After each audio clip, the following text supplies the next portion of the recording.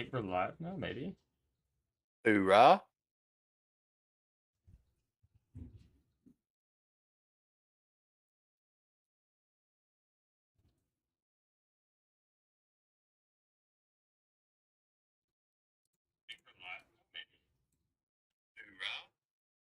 Oh, you hear that? Oh, we're talking about it now. What is it? I have it playing on my phone. I was listening to see if we're live. Hoorah.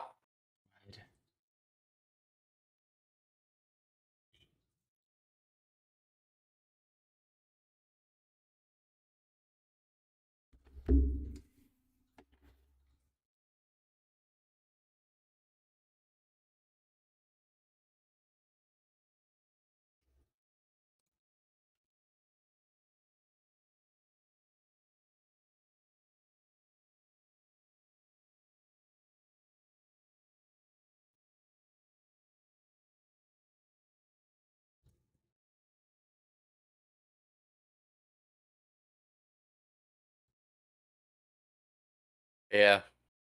I got a bad feeling about this SEC championship. I think it's going to be real ugly. I mean, good feeling for us, I guess, but these numbers aren't very good for LSU. No, we're about to destroy LSU. The numbers are not. They're not good. They're real bad.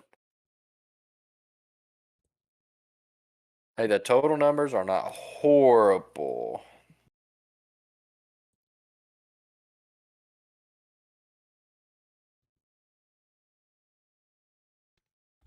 But yeah, it's you're not looking pretty. Not looking pretty at all. We about to kill these boys. About to kill the boys. Well, the live is officially beautiful and rolling, Kenny. I must say. Beautiful, beautiful. So whenever you are ready to get the party rolling, just give me a holler, and we will get the show started. Let me pull up Georgia box score. Good idea. I also probably should do that. Wait, I gotta get my Christmas tree in the back. What? Ickerman. Look, I get this. I get this beautiful. Look, you can even see Grogu up here. Yeah, boy. He has a Christmas hat on. Should I wear my Yeah. Christmas hat in every episode from now on? You probably should, honestly.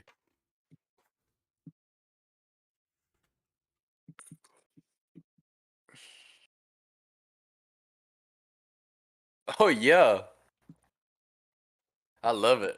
That's so festive. That's very festive, isn't it? Oh, we said Carson Beck gonna come in and torch them boys. He threw 2 passes. Carson Beck came in on fire. Hey, the overhit, right? Yes, it did. That's all we care about. That is Yes, it all did. we care about. Oh, rah. If we bet overs and overs hit, we're happy. Amen. Thank you. I lost too much money on Saturday. It was sad. It was a rough day for me. I had a very even day. Did you save me in our official picks? I'm just guessing you saved my life because I feel like I was down bad in the officials. No, we were. I think I was 5-4, and you were 4-5. Okay, not So bad. Not our best week, but not our worst. Well, probably our yeah, worst, but hey. it wasn't looking good until I saw the Texans Dolphins, and I was like, ooh. Oh You yeah. took you took the I think you took the under 47, and it ended up being 45. Yeah, and I was nervous about that because Miami scored 30 in the first half. It did not. Hit score a They point. didn't score a point in the second half, so we were pretty good in that. Yeah, that was our saving grace, really. Uh, Is this thing on right? I do. Make sure my ears are going backwards.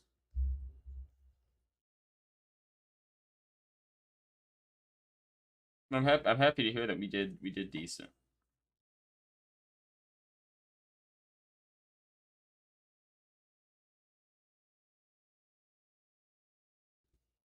You love a nice even day. You don't love it, but hey, you don't hate it.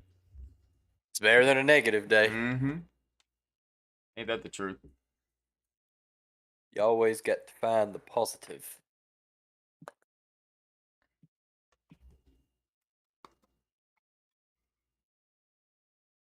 Always. I've been listening to most like majestic Christmas music. Have you? Oh, yeah. Busting out Madden. I've been listening to that new country song, that country girl song. Can't say I heard it.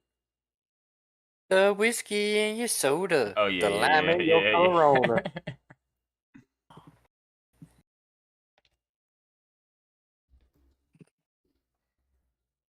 We can't get copyrighted if I sing it, right? No, no, no.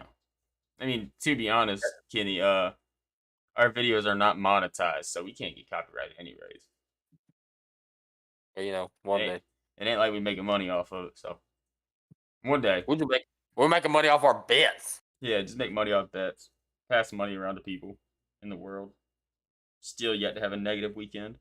That song is a banger.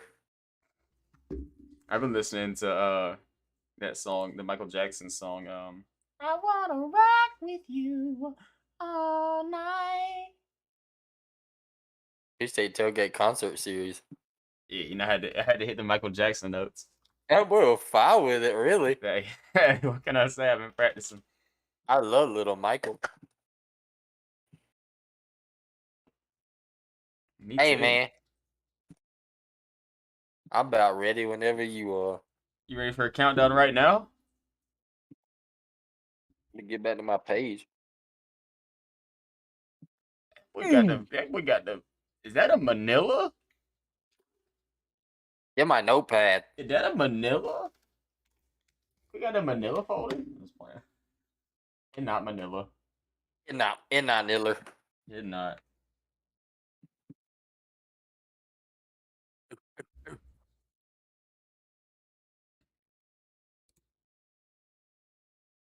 One more thing. One more thing. One more thing. One more thing.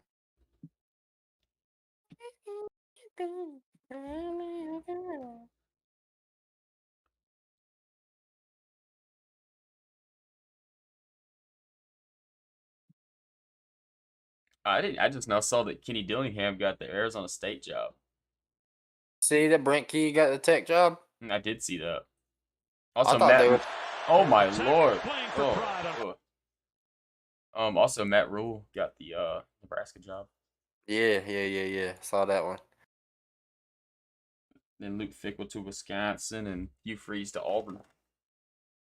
Who was it that killed Kansas State? Tulane? No, Oklahoma State maybe. No, they killed. No, Oklahoma, Kansas Somebody. State. No, Kansas State killed Oklahoma State 48-0. Kansas State hasn't been beaten that bad this year. Their worst loss is 10 points to TCU. Oh, Tulane Tulane did beat They them though, didn't kill 17 them. to 10. They Mhm. held them to 10 points. That's what it was. Yeah, Oklahoma State lost me money in that Kansas State game because if I recall right, Oklahoma State was like a I was on two and a it too. half point favorite, and I was like, oh yeah, Oklahoma State's about to get these boys. I was on it too. I was also on Baylor, and Baylor lost by like 28. Tell you, man, that Kansas State team is a sneaky one. They can run the football. Deuce Yeah, that Deuce. a beast. The only thing they can't do very well is stop the pass. And Max Duggan, very Hey, good at Mac, pass. he very good pass. He's very good pass. Very good pass. I agree. Well, shoot, freaking TCU ran for like 220 on them boys. It's gonna be a fun game. Be a I'm really fun excited. game. I'm excited. I'm excited. All right, I'm ready. All right, 3, 20, 2, wait, hold on. 27? 27. Yes, sir. All right. All right, 3, 2, 1, and we are live. Welcome in, everyone, to episode 27 of the Peach State Tailgate Sports Podcast. I am Kenny Cochran, joined by my co-host, Mr. Jake Christmas Santa Hat Huel. Oh yeah. We are out here. It's Christmas time. Thanksgiving is over. We are holly, we are jolly, and the dogs are 12-0. Oh. Oh. Man, it's a great day and a great time to be a Georgia Bulldog. We've been predicting this crap all year. We talked about the beginning of the year. I think our over-under for wins was like 10.5, and we said, hammer it. And look Had what to. happened. Easiest bet in the world. Easiest bet in the world. Anytime you got Kirby Smart out there and there's odds that make you feel like he's being slept on, you take them. Don't sleep on Kirby. Um, Thank y'all guys so much for listening. Thanks for tuning in. We had a little Thanksgiving episode. We talked about what our most favorite Thanksgiving sides were, and then Jake and I both went in there and devoured them the following day. Oh, yeah. It was a great little Thanksgiving weekend. Had a little Black Friday shopping go on. Had a little good football action, and it's good to be back. Now we're back to meaningful football. We talked a little bit about the Tech game and what we expected to see from it, and we didn't talk too much about it because we felt like it was going to be a pretty uneventful game. And newsflash, it was. Um, so not too much has changed from the last episode to this, other than your post-season action, and that's what today's episode, is all about. Getting ready for conference championship football, getting ready for postseason football, college football playoff. We got updated rankings breaking right before we came on air tonight, so I know we're pumped to talk about it. But before we do, thank y'all so much for listening. I hope everybody had a great Thanksgiving. Be sure to check us out anywhere you get your podcast. If you're watching this on YouTube, and vice versa. Check us out on YouTube, man. If you're listening on Spotify, Apple Podcasts, wherever you get your podcasts, get in here, hang out with us. You get to see Jake's amazing Santa elf hat with the ears built in. It is absolutely electric. Jake is an absolute Christmas weapon. And thank y'all so much for the support. Check us out on Twitter at Peach State Pod. And let's get to this thing, Jake. What do you say? Hey, man, it's a beautiful time of year. You mentioned it. And like you said, we do have some very meaningful football to get into. But before that, we are going to mention this Georgia Tech game just a hair. Not too much right here because, like Kenny mentioned, not too much stuff really happened. Georgia did what we expected Georgia to do. I will say Georgia Tech did come out and score a first possession touchdown in like 4 minutes, maybe a little bit nervous for a minute.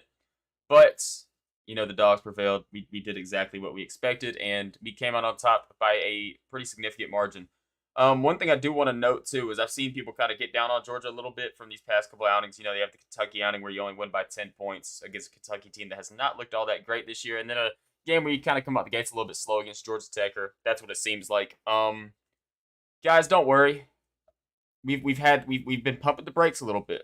If you watch this Georgia football team, you've noticed that maybe our guy Stetson's not really tossing the rock around like we're used to seeing, and we're handing the ball off. We ran the ball 41 times this past weekend against Georgia Tech. LSU fans, LSU people, anybody out there that's rooting for LSU, I'm telling you, Todd Monken is going to open that playbook, and it is about to get ugly. So that's my take on this Georgia Tech game. It was a game, probably not the most entertaining game to watch in the world, but I mean, it was a game. It was a Georgia football game. We dominated, so we love to see it. Yeah, starting off slow seems to be kind of the trend for this Dogs team against lesser opponents. Yeah. It just seems like that's been kind of a trend all year, man. Don't really understand it. Um, you point to a couple things there, Jake, and I think the key point there is Monken and how this offense is schemed and how we run this offense. And it seems like in these lesser games, the offense is a little bit more one-dimensional than in other games. You see us against Tennessee, we sling the ball over the yard. You see us against Oregon, do the same thing. We play against these upper echelon teams, these top tier programs in college football, and we just go out there and put on an offensive clinic. And then we match up against a team like Georgia Tech, and it's like, I mean, I get it, I guess. It almost feels like we're trying to keep people healthy. Mm-hmm. And you can't play games conservative, and that's not really what I think Georgia's all about. If I'm being honest, this coaching staff is not a coaching staff that's going to lay over and try to coast to a little win. I don't really think so.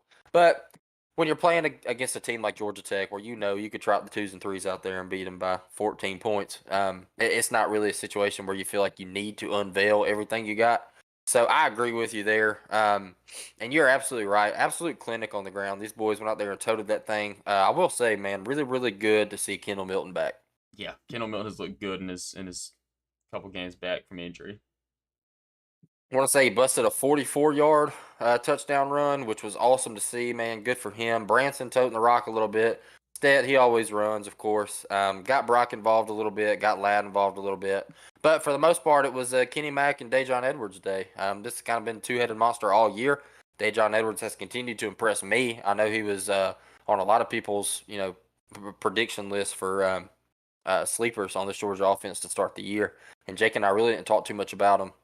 But this is a guy that's won me over, man. I love seeing Dejon out there because it seems like he's got really good vision and he's just super willing to put his head down and fight for extra yards. Um, so yeah, I mean that's pretty much it. Really uneventful game. Started off real slow. Went into halftime with a 10-7 lead and then came out and just kind of rattled them in the second half. And ended up with a 37-14 win to carry your dogs to a 12-0 finish, man. You can't ask for a better season, literally. No, you can't. But yeah, that pretty much rounds it out, man. That brings us into what we got to expect this week. So obviously, we make bets every single week, make picks of what we think is going to happen. This week is going to be a little bit more strenuous on the pick side because we got a lot more key games. I mean, conference championship weekend is one of the best weeks in college football just because every single game that you watch, it matters for many reasons. Obviously, you want to win your conference. Even if you're not in contention for the playoff, you want to win it. You're doing it for your school, doing it for your program, and then after you do that, you still got your bowl game. But really, we're in kind of a position this year with the college football playoff. The final two spots are really still up for grabs, depending on what happens this weekend. Yeah, yeah. It's a really really shaky spot, and like you said, normally we run into a situation with the college football playoff that we kind of have a good understanding of what's going to happen. And I'm not going to say it's any different this year because if the teams win that should win, it's going to stay the same as it is right now at this moment, I would think. But there are some really really tough conference championship games out there. There's a couple of these teams we're going to talk about a little bit later that do have a little bit of a gauntlet to get through first before thinking about a college football playoff appearance. No, you're absolutely right. There's a couple games that just aren't super exciting, and then there's a couple that they just mean they, man. I mean, the implications of what could happen this weekend are huge across college football. You're talking about two programs in TCU and USC that, yeah, TCU's been a strong program for years. I mean, a really good football team out there in the Big 12, which is a super competitive conference. But don't get me wrong, nobody has been thinking TCU is going to make a college football playoff in forever. So for TCU and USC, who is they've been in the gutter for since like the freaking Matt Barkley days. It seems like, Yeah, it's been a while. dude. Like it's crazy to think that these are two teams that are legitimately. I mean, they took the final two spots. We'll talk about the playoff rankings a little bit later on in this episode, but you're looking at 3 and 4 right now in the playoff rankings, and they've got a very very tough task ahead of them this weekend. Both of them to keep that spot and make the playoffs. I mean, they 100% have to win. And then you talk about two teams in Georgia and Michigan where, obviously we want the Dogs to win. The Dogs are going to win. We're not hating on it at all. But, Georgia and Michigan, both of these teams can go out there and lose, and they're both still going to make it.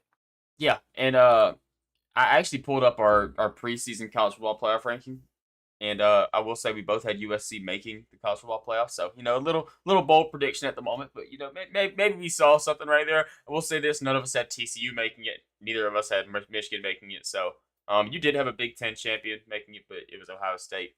I had Clemson and Alabama. You had Ohio State and Alabama making there. But yeah, we looking pretty good. I figured I'd touch back on that a little bit. I know that was one of our first. Yeah. That was one of our like inaugural episodes. It was probably one of our first 5 episodes we did. So, looking back on it is interesting because I'm pretty proud of the USC take. I think a lot of people kind of figured they would be much improved this year after like you said they've been miserable in the past couple of years, but the level of improvement from one year to the next has been absolutely insane. Partially from that is this new transfer portal thing, which is something I'm sure we might dig into a little bit in this episode, talk about some of the action we have going on right now, a little early action. But yeah, this new transfer portal rule that's been going around has been already in its first year active, making really, really big impact for some teams. So it's nice to see.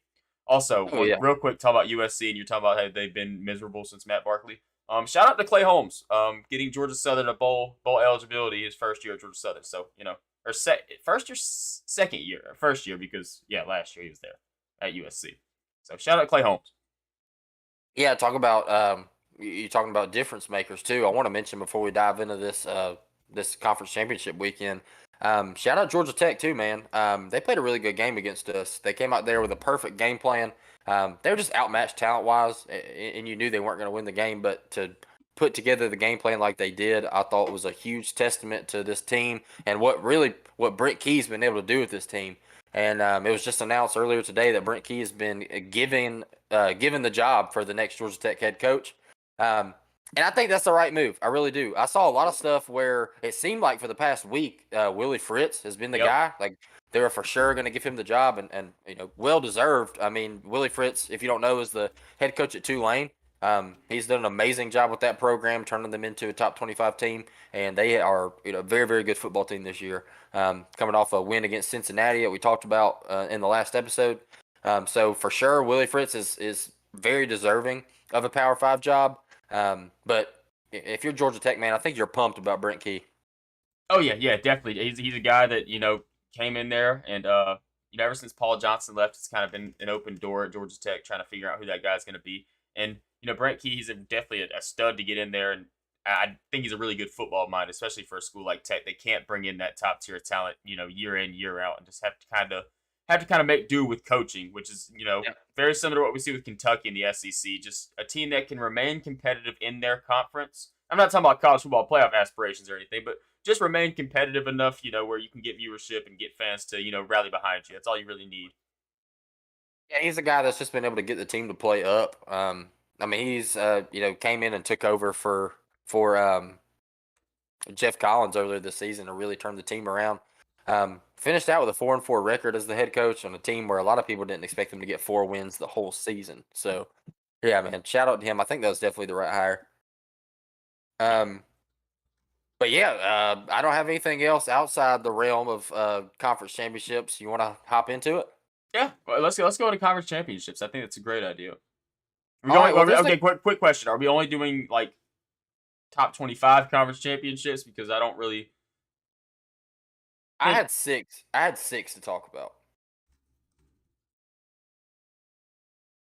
I had all Power Five plus the I have American. six. I have six. Beautiful. I have Pac-12, SEC. Yep, I'm the same route as you. I would say because I was looking at some of them, like the whole aspect of it. I was like, dude, I'm not good to talk about some of these. Yeah, yeah. I had all Power Five plus the American, um, which is proven to. I don't want to say it. They're a top conference, but they're definitely sixth. Yeah, I would say so as of right now. I guess we'll kick it off there if you want to. Kick off with the American. Let's Might as go. well. Let's go American. Let's do American. Or would you rather try like? Yeah, We'll let's go let. American ACC Big Ten. Yes, that's the route I'm thinking. Games that don't matter, and then the lamest game of the weekend. I like it. I agree. All right, well, hopping into the American Conference Championship, we got 22nd ranked UCF taking on what we just mentioned, 18th ranked Tulane. This is Saturday game, 4 o'clock. This game's being played in New Orleans, I believe. Yeah, in New Orleans.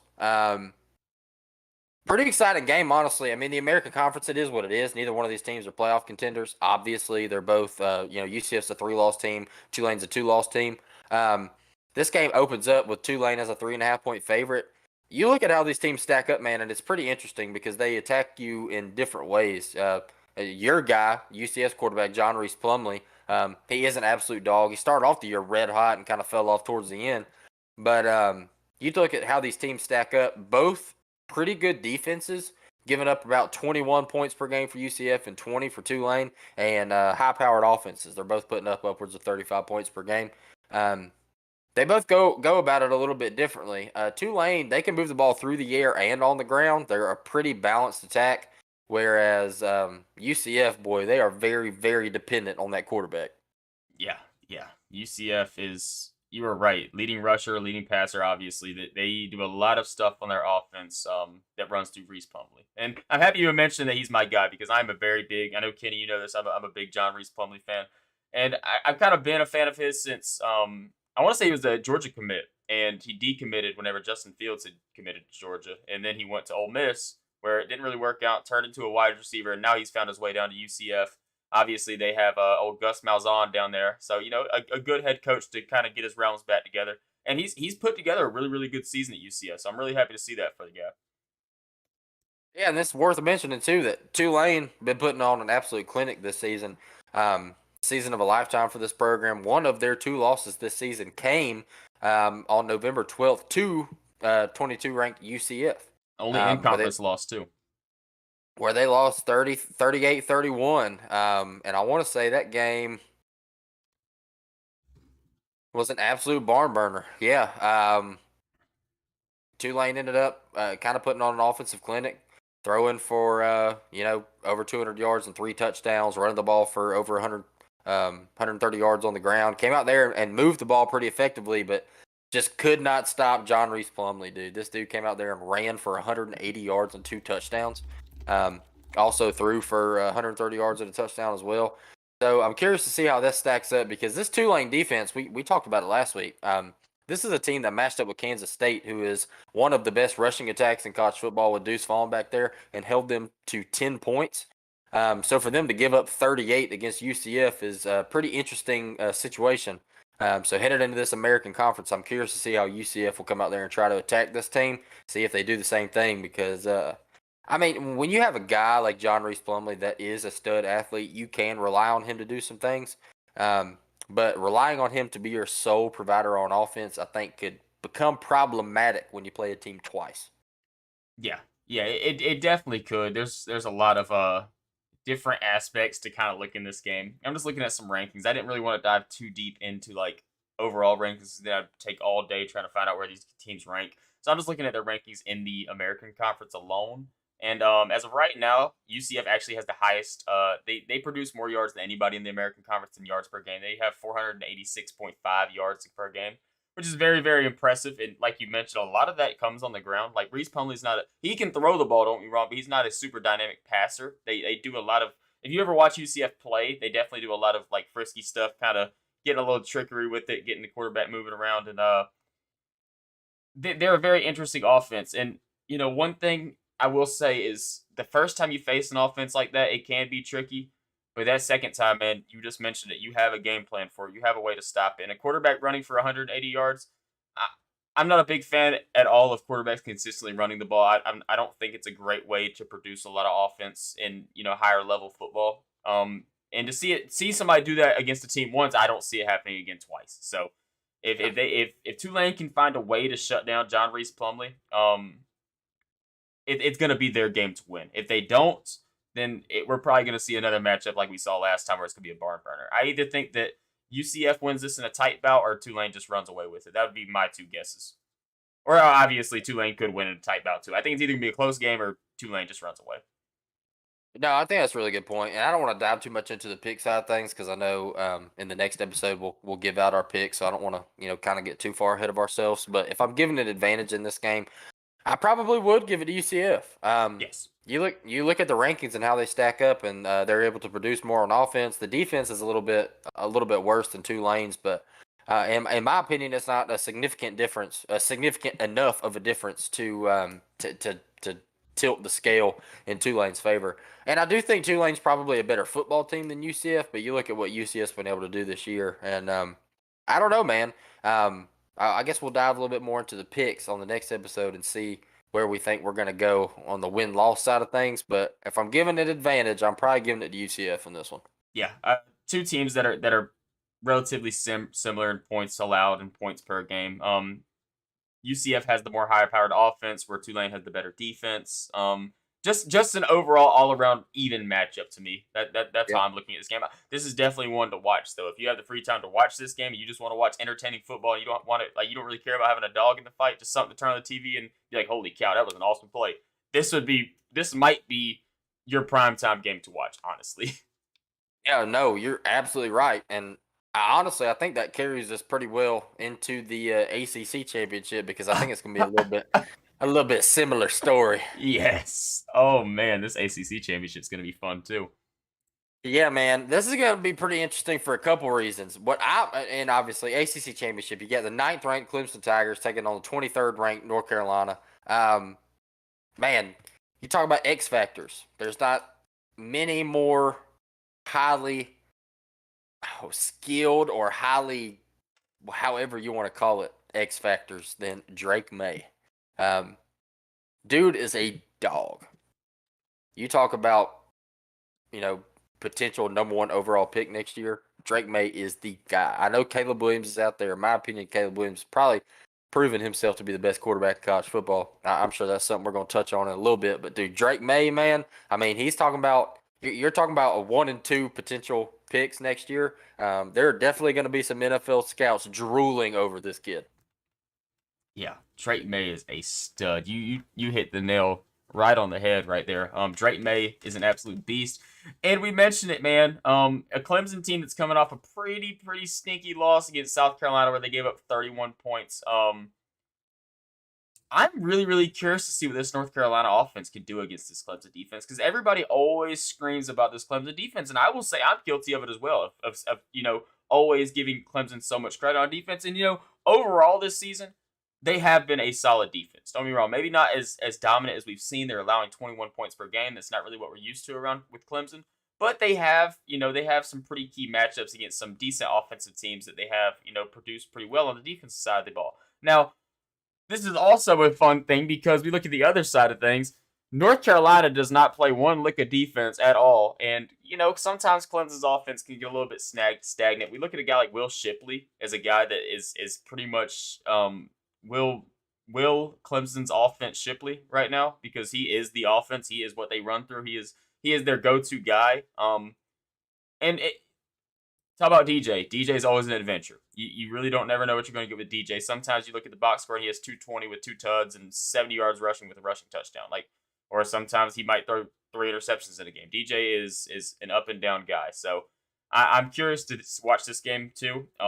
It's going to be a high scoring affair for sure. I don't see that Clemson defense completely eliminating this North Carolina offense because when this North Carolina offense is rolling, they are a lot of fun to watch, man. No, man. I mean, this Clemson defense, every single year we talk about the Clemson defense being good. Obviously, you lose Brent Venables, things change a little bit, but they've been able to maintain a pretty stout defense even throughout this entire year. But I will say, man, where Clemson really shines on the defensive side of the ball is in the run game. Yes. And that's not really something you got to worry too much against this North Carolina football team. This team's leading rusher is Drake May with 629 yards and 6 tuds. So if we've seen this Clemson defense get exposed to anything this season, it has been the pass game. I mean, they're coming off a Spencer Rattler 360-yard game where they lose 31-30. Man, I hate to say it because, I like Spencer Rattler. I enjoy him as a player. I know we've talked about him and the lack of his ability to put things together. But boy, if you think Spencer Rattler went out there and had a field day, Drake May got something for you.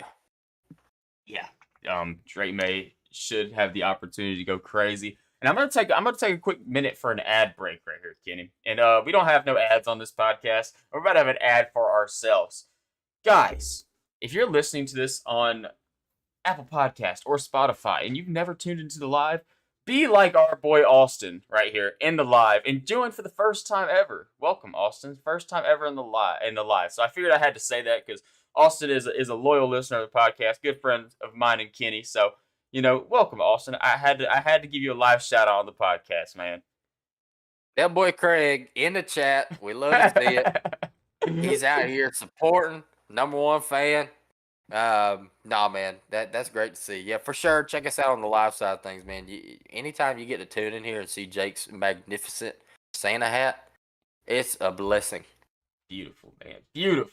But yeah, this Clemson North Carolina game, it's gonna be a whole lot of fun. Whole lot of fun to watch. Another one, and it's gonna sound like a broken record saying another one that's gonna be fun to watch. But this one really, guys, 8 p.m. Eastern time. Keep an eye on it. It's gonna be a blast. Yeah, to round this one out, I'm going to say X factor in this game is Drake May. If Drake May can come out there and be Drake May, North Carolina should be able to win this football game. Numbers-wise, if I'm looking at it, I will give the edge to Clemson in this game. Yes, I will also give the edge to Clemson, numbers-wise and talent-wise. I know Drake May is an absolute stud, but you look at, depth charts and all around the field, Clemson still has North Carolina beat. Yeah, 100%. But we talk about frisky football teams. North Carolina's one of them. Let's go, boys. That's right. Let's go Tar Heels, baby. Go Tar Heels. I'm with them this weekend. All right, let's dive into probably the least exciting game of the weekend. Go ahead and cover this one and talk about it. We got the Big Ten Championship. You have unranked Purdue touting an 8-4 record, matching up against your number 2 ranked Michigan Wolverines, coming off one of the most impressive wins of the season against Ohio State last week.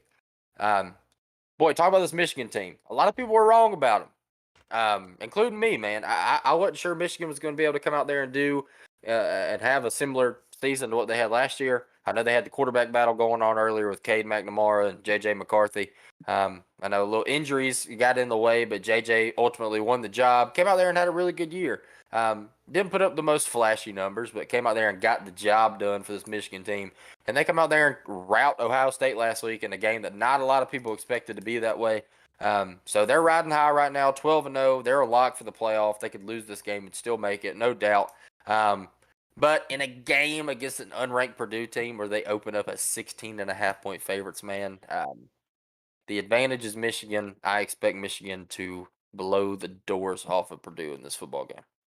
Yeah, this was a tough one to talk about. Michigan is significantly better on the offensive side of the football, significantly better on the defensive side of the football. And one thing about Michigan, man, is we talked about the run game. We've talked about Blake Corum. He's the whole team. Donovan Edwards came in last week against Ohio State and absolutely did anything he wanted to on them boys. I think it's more of a scheme thing with Michigan. I think it's whoever you throw back there, they are going to be able to run the ball. And against a team like Purdue that does not play much defense, we're going to see Michigan rack up some points. And we talk about Michigan's defense too, man. They have a really, really, really good defense. Like, keep an eye on these guys.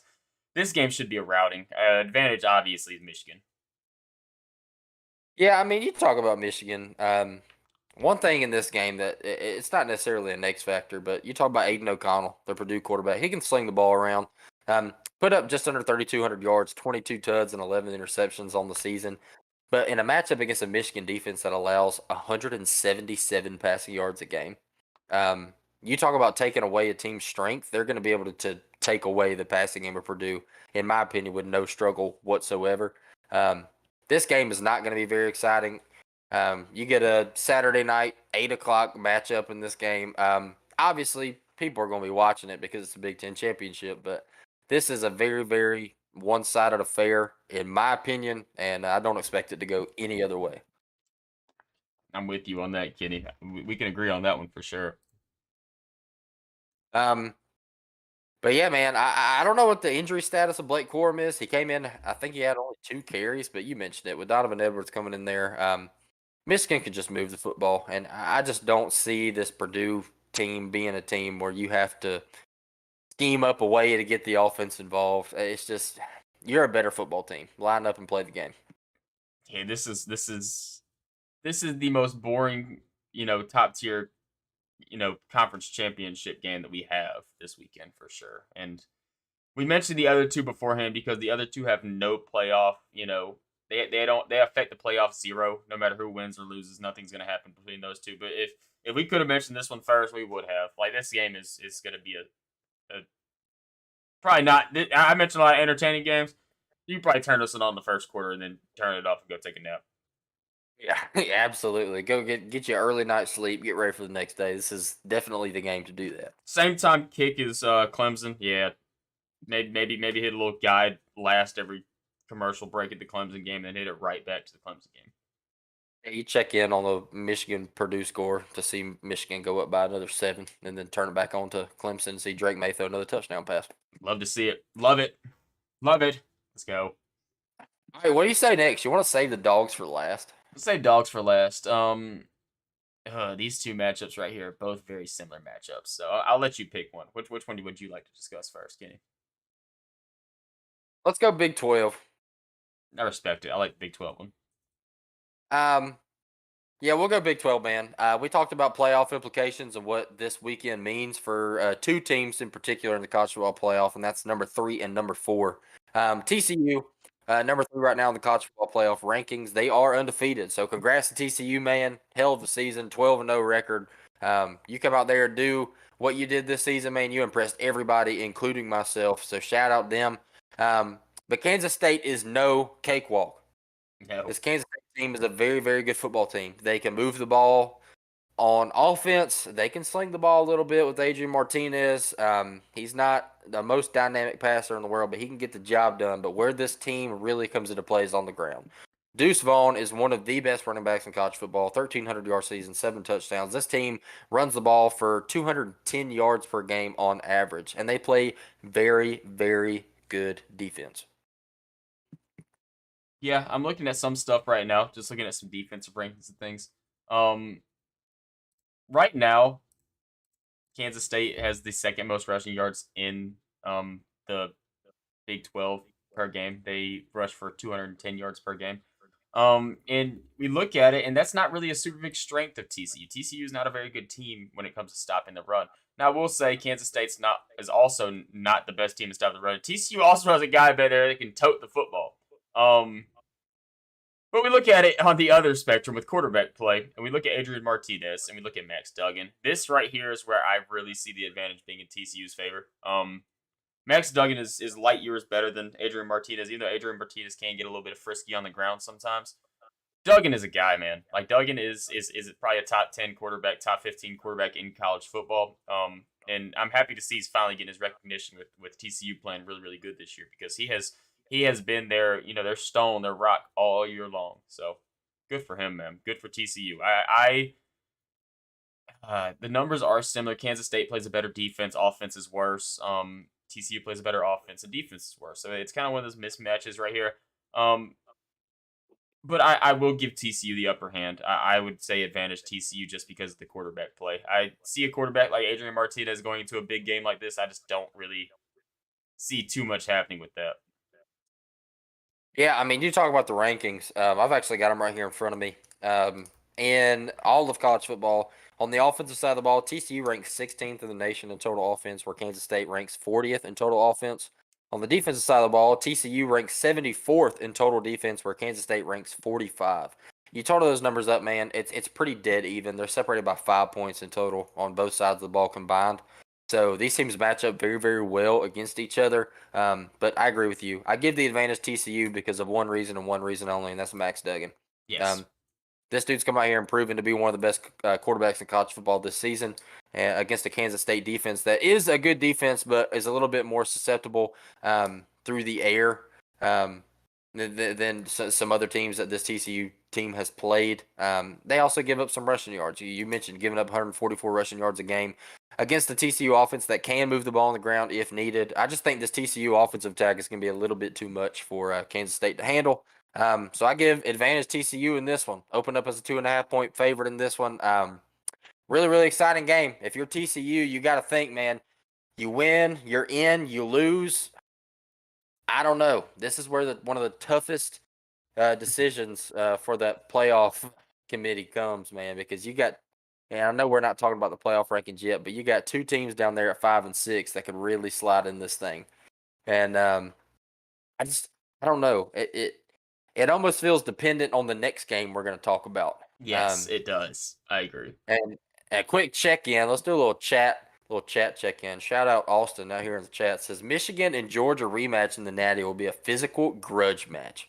Um, yeah, 100%. I mean, these are two teams. We saw it last year, even though we came out there and rallied those boys. You talk about Michigan, they're such a physical football team. They have a great offensive and defensive line. They kind of retooled from last year and brought some boys back, and the guys they brought in have been huge contributors down there up front. And you match up against a Georgia team, man. If we got to see a Michigan Georgia natty, you're absolutely right. It's going to be some heavy hitters. Yeah, some good football for sure.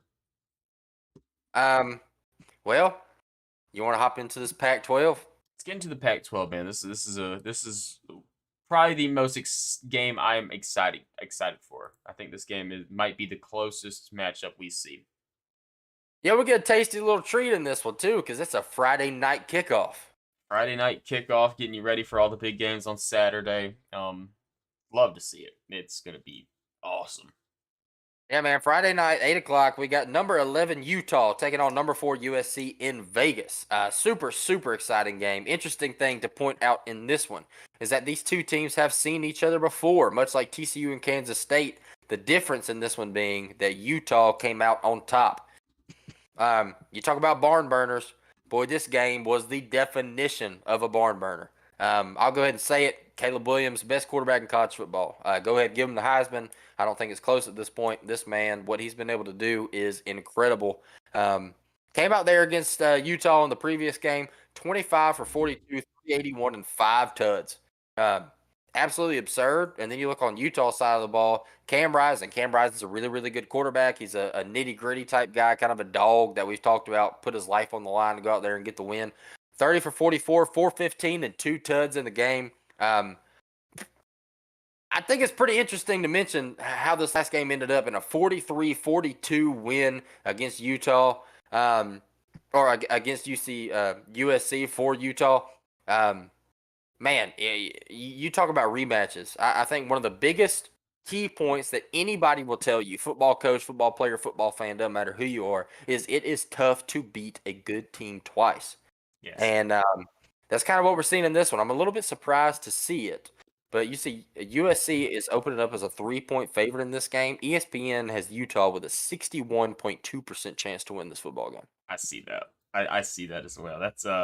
That is very, very interesting to say the least. Um, and when you dive into the numbers, man, it is very, very interesting. USC is the number 5 team in college football in total offense, where Utah is 20th. Very, very good offenses on both sides of the ball. Defense, this is where the difference is. USC is 91st in the country in total defense. Utah, 17th. Advantage, Utah by a million. They Yes. have a big advantage on both sides of the ball. Total it out together. X factor in this game, obviously, is going to be Caleb Williams. Caleb Williams can do some things on a football field that make you feel like he is going to make an immediate impact in the NFL when he's eligible. If Caleb Williams can come out here and be Caleb Williams in this game like he did last time, I expect USC to win this football game. I don't think a Lincoln Riley led team will allow Utah to stay in it as much as they were the first time. And he's not a defensive minded coach. I know that. So I'm not saying that. I'm just saying I think you give a guy like Lincoln Riley with a quarterback like Caleb Williams 2 cracks at a team like Utah. I think he can get it done, man. So I'm going to give the advantage to USC in this football game, even though Utah has the advantage on the numbers. Yeah, you mentioned it, man. I think all around football, when we look at offense and defensive side of the ball, I think Utah is probably the better team. They do have they are a 3-loss team. They lost a stinky game week 1 against Florida down in the swamp. We kind of discount that one a little bit because of the heat and stuff. They're not really used to playing down there. They had players thrown up on the sidelines and all that fun stuff. And then they lost to UCLA and Oregon. And I'm not going to discount them on that because I will say this: when Oregon is rolling, Oregon is the best team in the Pac-12. There's no doubt about it in my mind. I think that they would beat most teams head to head if they are full health and fully going like we've seen them play at certain times this year. But USC is a fun team to watch. They are electric, and on the offensive side of the football, especially, they can put up points on you fast. Caleb Williams is the best quarterback in college football, no question in my mind about it. And definite Heisman winner. And if he can come out and he could put together a game like we know he can, I would also say that advantage would go to USC. But I will mention, Cam Rising with Utah, he's not the flashiest guy in the world. He's not the greatest quarterback in college football, but he is a fun guy to watch. He can play. He's a dog. He's gonna fight for the extra yards. He's gonna do whatever he got to do to win a football game. He's a guy that can definitely have a sleeper game on you and put up some numbers on you quick if you let him. And I'm gonna get interesting here. My advantage in this game is even. I don't think there's a team that has an advantage. I think that this game right here is about as clear cut even as you can get in the college football world when it comes to team versus team. And whenever you see a line that is 3 points for USC and ESPN is giving Utah a 61.2% chance to win, that kind of shows that. It's kind of like, okay, we don't really know what to expect in this game. So I'm gonna kind of follow suit with that, and I'm gonna tell you straight up, I have no idea what to expect in this game. That's probably right, to be honest. I mean, these teams match up so well, much like the TCU Kansas State game. And that's why these games are so big, man. Not only do they have amazing or huge playoff implications, like these teams really need to win this football game. USC definitely has to win. If they don't win, they're out 100%. Yes. TCU has a chance. While it might be a slim chance, they still have a chance. And we were talking about a little bit beforehand. If you're listening or watching on the YouTube thing, Hop in here a little bit beforehand, man, because we do a little BS and before the thing starts, and kind of get a little bit of ball talk beforehand, to just kind of see where our minds are at. And I presented Jake with a standpoint and sort of a question. I wonder how the playoff committee is going to value a TCU Kansas State rematch, in the sense that if TCU comes out here and loses this game, does the loss against Kansas State affect TCU less because they've already beaten them once this season? Um, I don't know. I know the playoff committee came out and mentioned some key points that they look at, and they were overall record, strength of schedule. But one of those things was head-to-head matchups. So I know that they are looking at TCU Kansas State, the previous head-to-head matchup, as part of the factor in where to put TCU on the playoff rankings. And I'm curious to see. Not to say if Kansas State comes out and wins by 14 points, I think TCU's done. But let's say Kansas State comes out here, wins last minute field goal, maybe a 2 point conversion in overtime, something like that. I it's hard for me to imagine TCU falling out of the playoff, in my honest opinion. I have some interesting predictions, and whenever we get to the college football playoff, talk about our last time. We're going to talk about it before we actually get our rankings in, probably. Well, not maybe not last time, but before the conference championships take place. I'm going to give my pick on what I think the college football playoff is going to look like, and I will give my predictions on the weekend. Obviously no betting stuff because we're going to say that for tomorrow. Just a quick little rundown. So I'll give you a little bit more information on how I'm feeling about it whenever we get to that point. I will do the same. I will do the same. All right, man. Let's wrap it up before we head into the playoff talks and talk about the game everybody's wanting to hear about on this show. I know one that we've been itching to talk about, and that is this SEC championship. Um, Oh, this is weird why's that? because it's an exciting game. We're all excited for it, but every advantage you could possibly imagine points to one team in this. Yeah, man, it's really not close. It's Yeah. really not.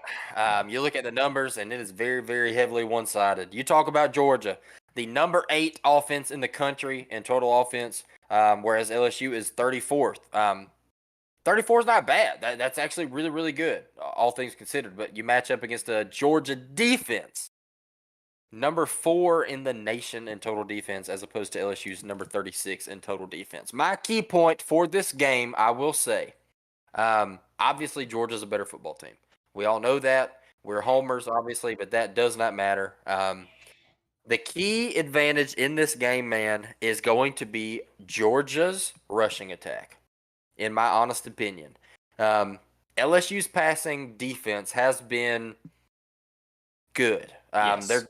They're giving up just over 200 yards per passing, or 200 yards passing per game on the year, which is very, very good against a Georgia offense that can sling the ball around. Stetson's, first 3,000-yard passer since Aaron Murray for Georgia. Stetson can go out there and sling the ball on anybody. We saw him do it against Tennessee. We saw him do it against Oregon. We saw him do it against South Carolina. This dude can do it. It doesn't matter who you are.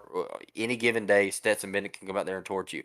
But the running side of things, LSU gives up 144 rushing yards per game. Georgia runs for over 200 a game. If Georgia can get on the ground and move the ball early and move the ball throughout this game, Georgia has a really, really, really strong knack for playing games exactly how they want to. Mm-hmm. We see it every single week. Todd Monken and Kirby Smart are able to come out here and run the football and pass the football as much as they want to, as often as they want to, and as efficiently as they want to, and do whatever they want to do to go out there and beat you. And LSU, to me, aside from the bias, aside from the I'm a Georgia fan, to me, I think LSU is a prime example of a team where we are going to be able to do whatever we want to do in this football game. I hate to say it because I don't want to I don't want to be like undershoot a team that we're about to face in the conference championship at all. But LSU to me is closer to middle of the pack in the SEC than they are top tier in the SEC. They're a worse team than Tennessee. We know that. That's an obvious. Tennessee beat the brakes off these boys earlier in the year. They're probably a worse team than Alabama, I would say. I mean, Bryce Young was 25 for 51 in that game. Play that game back. I know LSU has a decent pass defense. I do not see that happening again. I'll go ahead and say that now.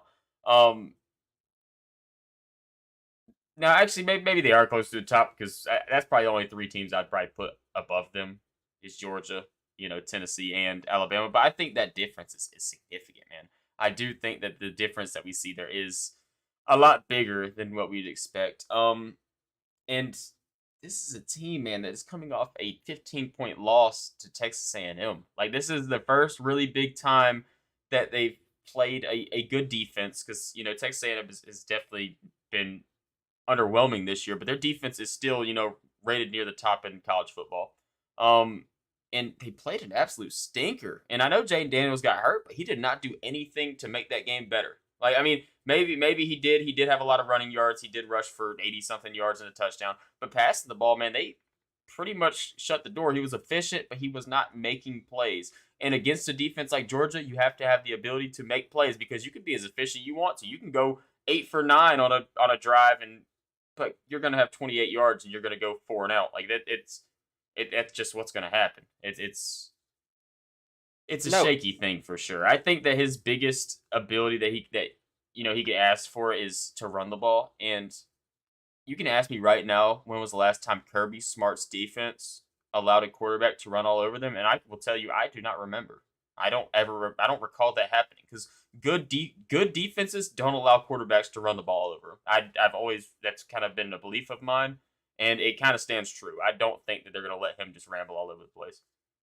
no, and you talk about that, and that's a key point that I wanted to make. I actually wrote it down right here as well. Jaden Daniels is an amazing runner. He's a super dynamic player. He can kill you on the ground. But this Georgia defense, man, number 2 in the nation in rushing defense. And you're right. We've just never seen a team come out there and torch Georgia on the ground. It's just not going to happen in this game. And you talk about that LSU defense and their inability to stop the run. I'm super high on this guy. I know Jake loves him as well. We've been talking about him all year as a Heisman sleeper. Hadn't had the most amazing season or the season that he expected to have, and he had some injury problems. But Devon Achane came out there and did whatever he wanted to do against these boys last week. Devon Achane coming back from injury, averaged 6 yards a carry and went for 215 and 2 tuds against this LSU defense. You talk about a number 36 defense in the country. Man, these guys are so susceptible to the run, and we don't have a Devon Achane that we're going to give the ball to 38 times in the game, but we've got multiple studs in the backfield that we're going to give 12 carries to, 10 carries to, 8 carries to, 6 carries to. So we might not have that single workhorse like Devon Achane, but we've got the fresh legs and the rotation of running backs to put out there, and I just don't see any way this LSU defense is going to be able to stop that. No, and the past 2 weeks, I know Georgia's been a little bit slow coming out the gates, but one thing that has been wrong on this Georgia offense is Kenny McIntosh, Yeah, and it this is no shot at Devon Achane. Devon Achane is an absolute stud. Trust me, I know it. But Kenny McIntosh is also a stud. Kenny McIntosh is the best back on this yeah. team. No questions asked. And if they give Kenny McIntosh touches like they've been doing the past 2 weeks, he is going to do what he wants to against this team. Kenny McIntosh is a guy early on in the season we're kind of questioning his ability to run the ball. We were wrong on that because he can tote that thing. Trust me, he is a beast. Yes, he can. You are absolutely right. And if Devon or if Kenny McIntosh was on a similar offensive scheme to Texas A&M, Mm-hmm. where Devon Achane's getting all those carries, if Kenny Mack was getting all those carries too, man, he'd be putting up just as good of numbers. Yeah, Kenny Mack might be the most talented back in the nation. Yeah, and that's going to show when draft time comes around. I can guarantee you. Yes. Yes, catching the ball at the backfield, running the ball, he's doing it all. And I think we have a pretty good agreement on this game, how we feel it's gonna go. Obvious advantage Georgia. Like for all the reasons we've already mentioned. Like there's not really the only reason somebody should ever say LSU would have an advantage in this game is biasy or just try to be different. Yeah, man. I mean, it's a clear advantage. It's a one way advantage in this game. You mentioned it. I mentioned it. Georgia, man, in all aspects of football, outweigh this LSU team. You talk about pure talent, they outweigh them. You talk about scheme, they outweigh them. Coaching, everything. It's just this LSU team is significantly outclassed in all facets, Yeah, I agree.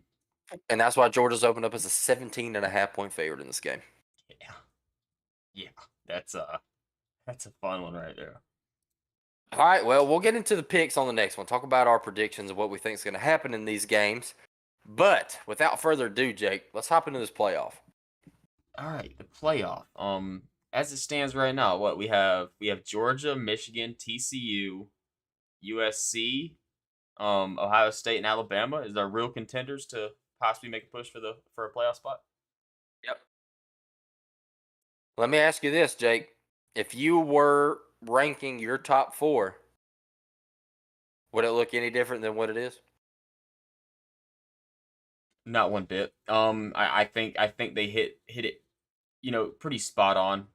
Michigan definitely deserves that move up to number two. TCU deserves to move up to number three. USC deserves to hop in there after Ohio State, loses to Michigan in pretty ugly fashion too. I think they nailed it, even all the way to six. I think it's a good ranking right now. I do too. I think 1 through 6 is a lock. I don't think you could change anything about it. You see Tennessee there at 7. Tennessee's very deserving of that spot. The only thing that puts Tennessee at a big disadvantage now is Hendon Hooker being out for the season, man. Torn ACL. I hate to see that for Hendon Hooker. He's been one of the best quarterbacks in college football. Legitimate Heisman candidate. Dude had a actual shot at winning it if he had stayed healthy. So you never want to see anybody get hurt, but especially an amazing talent like that, man. Dude's an absolute stud. Um, so I guess that brings us into the conversation of what can we expect. Obviously, you and I are both unanimous in the thought that it doesn't matter what happens to Georgia and Michigan, they're in. Yes, no Um, doubt. so the real conversation comes from 3 to 6. You talk about TCU, USC, Ohio State, Alabama. Obviously, 3 and 4. You got undefeated TCU at 12-0, and at 4 you got one loss USC at 11-1. The key factor in determining these two spots is obviously TCU is undefeated, but all four teams are matching up. All four of the top teams are lining up in their conference championships, where 5 and 6 are not. Ohio State loses to Michigan. They play on the same side of the Big Ten, so they're not going. That's why Michigan's playing Purdue, and Alabama obviously is not making it in the West because LSU's there. So the conversation becomes what happens if TCU and or USC loses, and I'm curious to get your opinion on this. Okay, so I'll give you what I think is happening right now, and it's definitely a hard thing to talk about because it's all opinionated. Like we're going off of a group of people making a decision on something. So, but in my mind right now, I will tell you that this is a five-team race. Alabama, you're not going to make it. It's not going to happen. It's not mathematically possible that you're going to happen. Because like we mentioned, Georgia's going to make it, Michigan's going to make it, no matter what happens in the conference championship games. Then we look at the aspect of USC and TCU, and you're sitting there thinking, what if both these teams lose? Well, both these teams lose, TCU still makes the college football playoff, and Ohio State jumps in. Yep. If TCU loses and USC happens to win, that's where things start getting a little bit sketchy to me because obviously USC would jump to that three spot. And then you become a conversation of, okay, a one-loss TCU that lost the conference championship game or a one-loss Ohio State that did lose to a number two team in the country or number three team in the country, but they did not make it to a conference championship game. Um, my prediction of what's going to happen in this college football playoff, I'm going to go Georgia 1 after beating LSU. I'm going to go Michigan 2 after beating Purdue. I'm going to go TCU 3 after losing to Kansas State. And I'm going to go Ohio State 4 because USC loses to Utah. And the reason I have TCU sticking around at the 3 spot is because honestly, what makes Ohio State jump a one-loss TCU team? Like in my mind, I don't really think. I think that TCU could possibly lose this game and not move a muscle. I think it is a possibility that it could happen. And the main reason behind that is because they are not going to match up Ohio State and Michigan in the first round of the playoff. It is not going to happen. They will keep TCU at 3 after losing a conference championship before they put Ohio State against Michigan. I guarantee it. Yeah, we've seen that year after year. They don't like to do rematches in the first round. It's just not going to happen. Another thing that's not going to happen is Alabama's not going to make it. No, not possible. Uh, if you guys didn't know, a two-loss team has never made the college football playoff. It has never happened, and only two teams ever have made the college football playoff when not appearing in a conference championship. And one of those is Notre Dame, who does not play in a conference. Alabama's the other one, and obviously they won the national championship the year that we played Auburn in the SEC championship. But Alabama's sitting there at 2 loss. That edge goes to Ohio State here. One loss to Ohio State that loses to number 3 Michigan. I'll give you my opinion. I think I think the top four. I think we're going to see Georgia at 1, Michigan at 2, TCU at 3 and USC at 4. Um, Think I it's don't gonna think it stay changes. still. I don't think it changes. I think TCU and USC both win this weekend. I do. I really do think that they're both going to win. If I'm given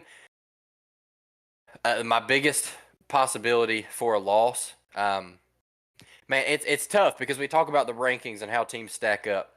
Um, but I land on the fact of if it is hard to beat a good team twice, um, and my gut tells me that USC is a better football team than TCU. Um, I think they probably are.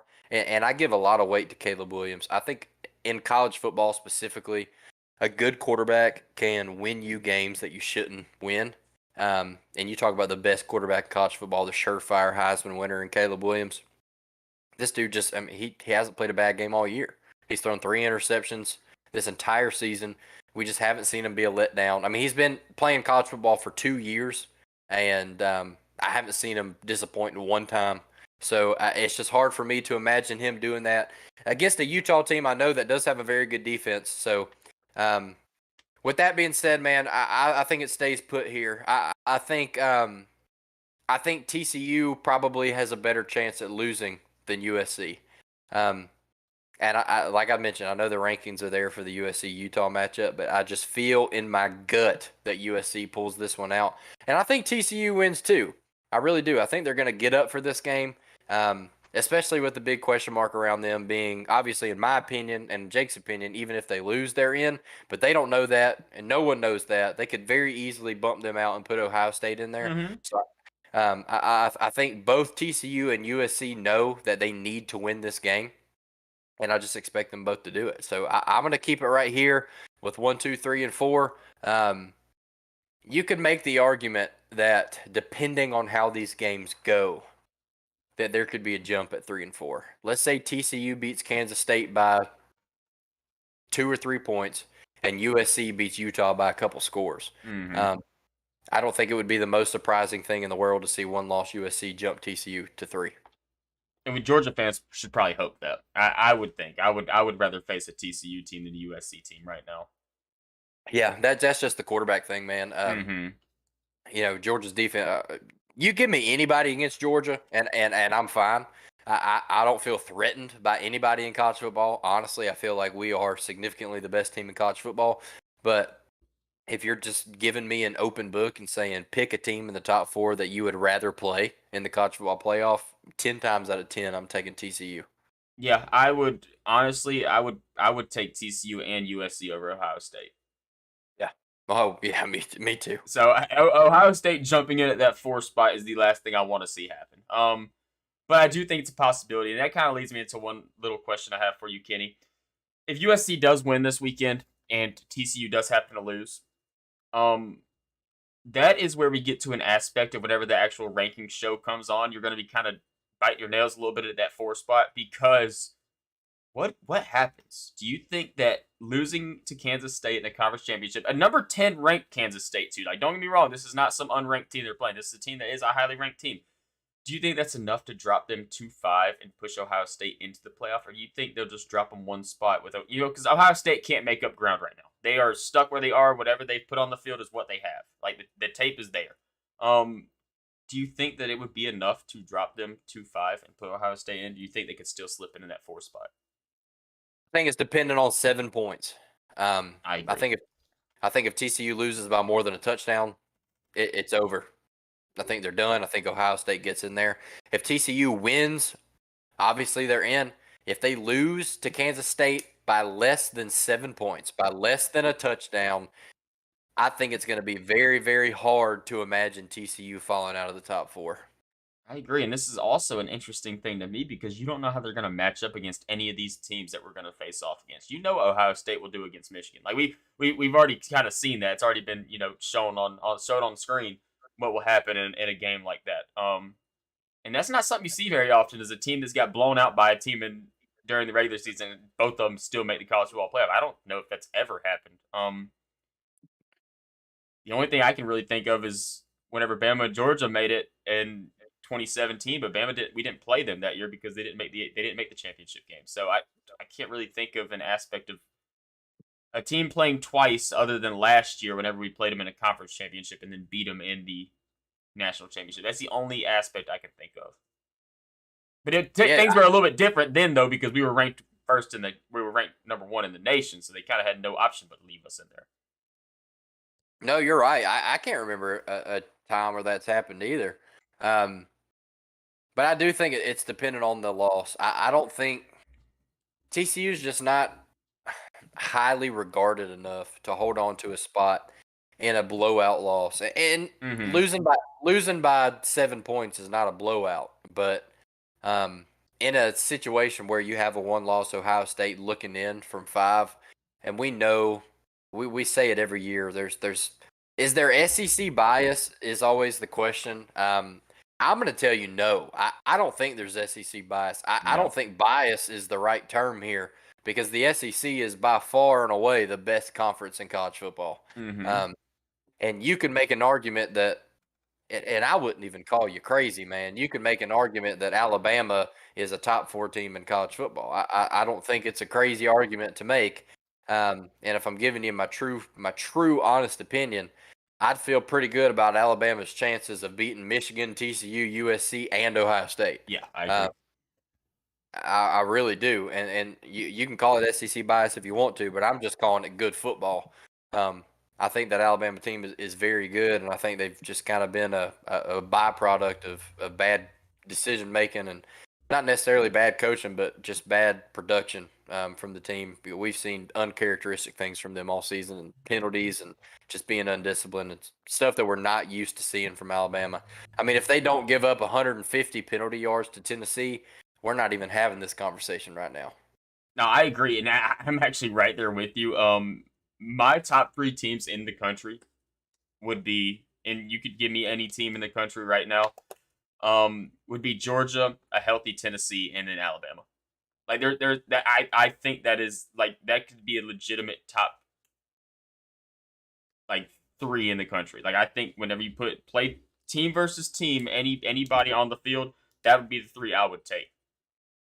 Yeah, and if you take Tennessee out of the equation with the injury thing, I would tell you that right now, just as far as total who I think the best teams are, I think the best three teams in the country are Georgia, Michigan, and Alabama. And that's not even considering Tennessee because of the injury things. Mm-hmm.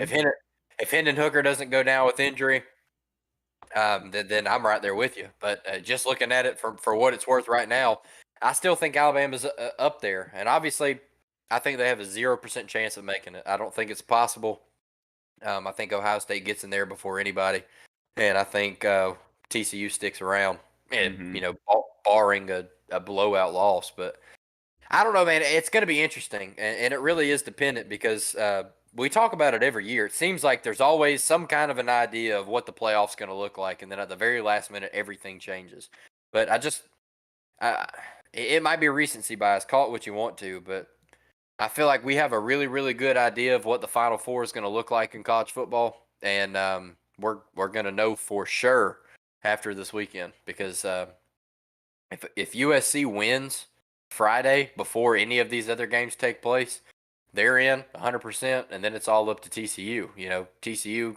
If you're a TCU fan, you want to win the game, obviously, but if you're going to lose it, don't lose by more than a touchdown, and I think you got a pretty good shot. Yeah, it's kind of funny to me because Georgia's floor is two. Yeah, That is the floor for Georgia. We lose against LSU, we will be the second ranked team in the country, no doubt about it.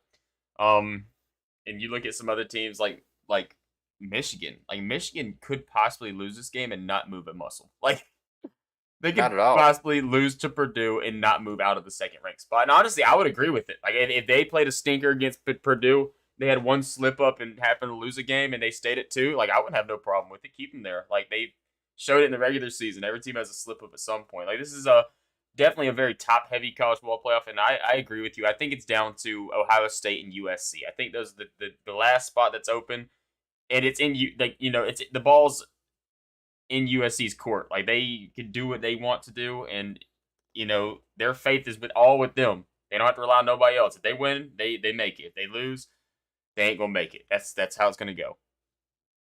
I agree 1,000,000%. like I said, if TCU loses, they'll have to hope that USC lost the night before. And even if USC does happen to win, like we mentioned earlier, there's still a chance TCU can make it and still be at the 4 spot. Oh yeah, for sure. It's dependent on USC and it's dependent on TCU. USC has to win. You mentioned if they lose, they're out. TCU, I mean, you have to win, really, but if you lose, don't get blown out. Yeah, don't get blown out. Keep it close.